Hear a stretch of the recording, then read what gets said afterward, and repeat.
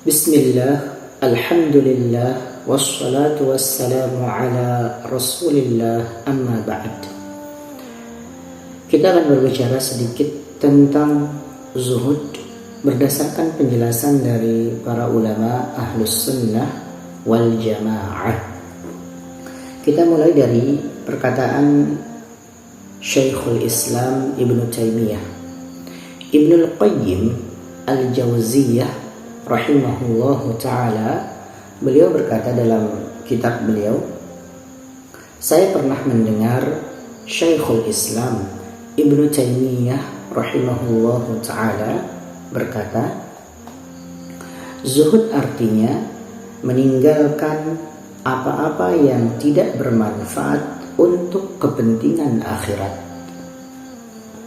Jadi menurut Syekhul Islam Ibnu Taimiyah rahimahullahu ta'ala, yang dimaksud dengan zuhud adalah ketika seorang hamba, ketika seorang muslim, ketika seorang mukmin yang beriman kepada Allah dan Rasulnya sallallahu alaihi wasallam itu meninggalkan semua perkara yang tidak bermanfaat untuk kepentingan akhiratnya. Jadi perkara-perkara yang melalaikan, perkara-perkara yang tidak mendatangkan manfaat, tidak memberikan manfaat untuk kepentingan akhiratnya, untuk dia nanti di kampung akhirat, maka dia meninggalkan semua itu. Inilah definisi zuhud menurut Syekhul Islam Ibnu Taimiyah rahimahullahu ta'ala. Sedangkan menurut Imam Sufyan Ats-Tsauri rahimahullahu ta'ala, beliau berkata, zuhud di dunia artinya adalah tidak mengumbar harapan, bukannya makan sesuatu yang kering dan mengenakan pakaian yang tidak bagus. Jadi menurut Imam Sufyan Ats-Tsauri, beliau mengatakan bahwasanya zuhud ini bukanlah ketika seseorang itu menggunakan pakaian yang tidak bagus, pakaian yang kumuh, pakaian yang jelek, atau makan makanan yang kering. Bukan itu yang disebut dengan zuhud. Jadi bukan berarti ketika seseorang menggunakan pakaian yang lusuh, pakaian yang kotor, bukan berarti dia sedang zuhud, belum tentu. Dan bukan berarti ketika dia makan makanan yang kering, sengaja mencari makan makanan yang mungkin tidak enak dan seterusnya, atau yang sejenisnya, bukan berarti itu zuhud. Bukan berarti itu yang dimaksud zuhud. Jadi yang dimaksud dengan zuhud menurut Imam Sufyan Ats-Tsauri adalah ketika seseorang tidak mengumbar harapan. Artinya dia tidak panjang angan-angan, dia tidak berharap kepada manusia, dia tidak menginginkan kekayaan, dia tidak menginginkan harta, jabatan, dia tidak mengumbar harapan di dunia. Akan tetapi dia menyadari bahwasanya dia di dunia hanya sementara. Dia di dunia hanya sebentar saja. Ya paling 60 tahun, 70 tahun, 80 tahun. Taruhlah dia hidup di dunia 100 tahun. Setelah itu apa yang akan terjadi? Ya, dia akan meninggal dunia. Dan semua orang pasti akan merasakan mati. Semua yang berjiwa pasti akan merasakan mati. Setiap yang berjiwa pasti akan merasakan mati. Itu sudah ketentuan dari Allah Subhanahu wa ta'ala. Dan ketika seseorang menyadari bahwasanya dia akan mati dan dia akan meninggal dunia, meninggalkan dunia ini, maka dia tidak mengumbar harapan di dunia ini.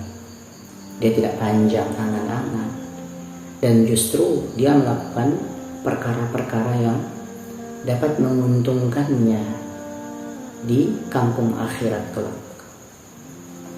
Itulah orang yang zuhud menurut Sufyan ats-Tsauri rahimahullahu ta'ala. Al-Junaid rahimahullahu ta'ala berkata tentang zuhud. Orang yang zuhud itu tidak gembira karena mendapatkan dunia dan juga tidak bersedih karena kehilangan dunia. Ini definisi zuhud menurut Imam Junaid rahimahullahu ta'ala. Jadi menurut beliau, orang yang dikatakan zuhud itu adalah orang-orang yang tidak merasa gembira, tidak merasa senang karena mendapatkan dunia ini, atau mendapatkan bagian dari dunia ini, dan dia juga tidak merasa bersedih ketika kehilangan dunia ini atau kehilangan bagian di dunia ini. Dia tidak merasa gembira karena mendapatkan harta. Dia juga tidak bersedih karena kehilangan harta. Dia tidak merasa gembira ketika misalnya dia mendapatkan jabatan, tapi dia juga tidak bersedih ketika jabatan itu Allah cabut darinya. Menurut Imam Junaid rahimahullahu ta'ala, inilah orang yang zuhud itu, yaitu orang-orang yang tidak bergembira ketika mendapatkan dunia dan juga tidak bersedih ketika kehilangan dunia itu.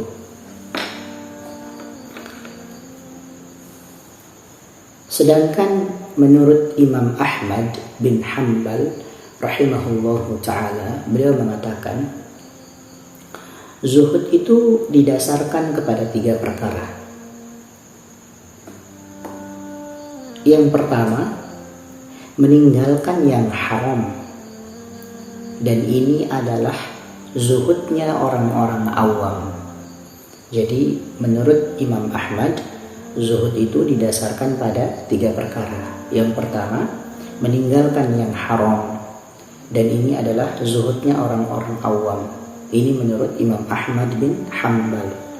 Yang kedua, meninggalkan berlebih-lebihan dalam perkara yang halal, atau meninggalkan berlebih-lebihan dalam hal yang halal, dan ini adalah zuhudnya orang-orang yang khusus. Jadi yang kedua menurut Imam Ahmad, yaitu meninggalkan berlebih-lebihan dalam hal atau dalam perkara yang halal, dan ini adalah zuhudnya orang-orang yang khusus menurut Imam Ahmad bin Hanbal. Kemudian yang ketiga, dan meninggalkan kesibukan selain dari Allah subhanahu wa ta'ala, dan ini adalah zuhudnya orang-orang yang memiliki ma'rifat. Jadi tingkatan yang ketiga atau perkara yang ketiga itu adalah meninggalkan kesibukan, meninggalkan semua perkara, meninggalkan semua kesibukan selain dari Allah subhanahu wa ta'ala.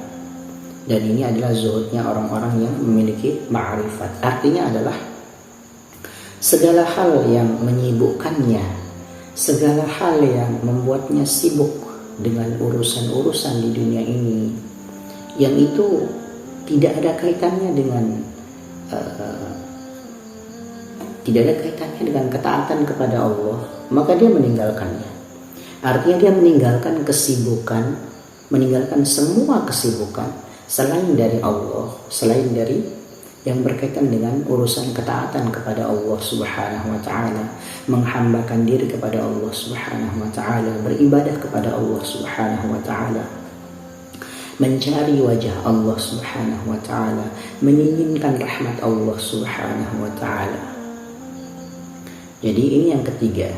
Jadi yang ketiga itu adalah meninggalkan kesibukan, semua kesibukan selain dari Allah subhanahu wa ta'ala.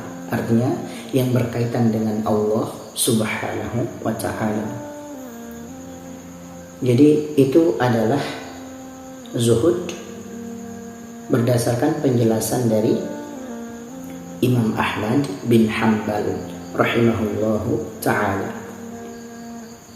Kata Ibnul Qayyim Al-Jauziyah rahimahullahu ta'ala, yang pasti adalah para ulama sudah sepakat bahwa zuhud itu merupakan perjalanan hati dari kampung dunia dan menempatkannya di akhirat. Bagaimana kemudian kita menambatkan hati kita di kampung akhirat? Kita merindukan kampung akhirat. Kita merindukan tempat tinggal kita, kampung kita di akhirat. Dan kita berdoa dan berharap semoga di akhirat Allah Subhanahu wa ta'ala selamatkan kita dari nerakanya dan Allah masukkan kita ke dalam surga Firdausnya yang tertinggi bersama Rasulullah Shallallahu Alaihi Wasallam. Amin. Allahumma amin. Allahu ta'ala a'lam. Subhanakallahumma wa bihamdika asyhadu an la ilaha illa ant astaghfiruka wa atubu ilaik.